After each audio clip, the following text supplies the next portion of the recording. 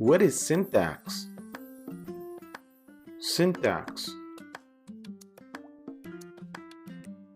Syntax is an important thing in programming languages, and it's like grammar in English. You have to know the grammar to use English correctly. Let's see how. So, for example, I'm gonna give you a syntax example to see how it goes. Here is just a comment.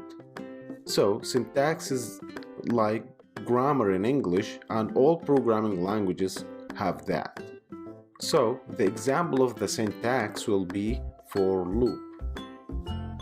So, the syntax is for val means value in range parentheses 5 colon.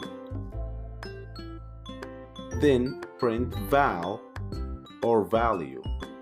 And then we will try that on terminal. But first we need to save the file and then try it on terminal.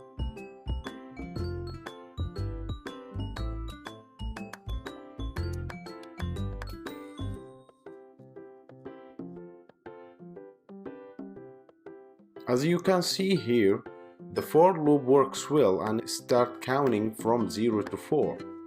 And we will learn more about this for loop in future lectures. Thanks for watching.